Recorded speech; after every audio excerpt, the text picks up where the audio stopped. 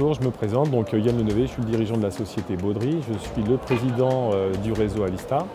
Je l'anime avec une équipe de 2 personnes, également donc adhérents au réseau, la société Laser Team et la société Cardino. Aujourd'hui, on a une douzaine de sociétés. Le réseau qui s'est créé en 2001 était plutôt au départ autour du savoir-faire des matériaux bois et panneaux transformés. Donc on retrouvait quasiment la panoplie totale des entreprises qui savaient faire des choses. On fait des salons en faisant des économies d'échelle. Par exemple, on va prendre 100 mètres carrés sur un salon comme Global Industries et on va pouvoir avoir une représentation de 12 entreprises. Ça permet à des entreprises de taille plus modeste qui n'ont pas forcément le temps de préparer un salon, qui n'ont pas forcément les moyens d'être présents sur un salon, d'être là et d'avoir de la visibilité à moindre coût. Alors Cardino, il est complètement dans un dispositif qui est intéressant pour Alista, c'est qu'on lui il est en contre-plaqué moulé. En fait, il transforme des feuilles de plaquage, il sait les mettre donc en relief, il les presse, il les détourne.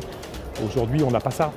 Ça fait partie, c'est l'un des éléments de la chaîne de transformation des matériaux bois et dérivés du bois. On a le bois massif, après on a les dérivés du bois, comme le déroulage, le tranchage. On a les panneaux plats. Et ensuite, tout ça, en fait, chacun a sa place dans la ligne de transformation pour arriver à faire des formes. Donc dans Alista, Cardino, il a complètement sa place. Et aujourd'hui, Cardino, il est un peu comme certaines entreprises du réseau, il est très diversifié en termes de clients. Et aujourd'hui, il arrive à faire des choses dans des secteurs d'activité qu'il n'aurait pas imaginé faire il y a une dizaine d'années.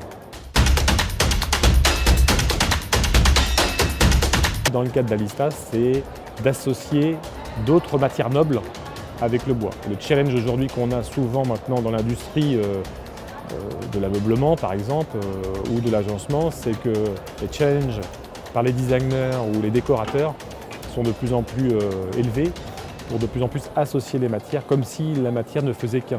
Dans l'industrie du bureau professionnel, le métal, le verre s'associe très bien avec le bois. Et aujourd'hui, si on prend intrinsèquement les tolérances de fabrication dans le métal ou dans le bois, si on n'échange pas suffisamment bien en amont sur le sujet, ça peut être très compliqué d'associer les 2 matières ensemble.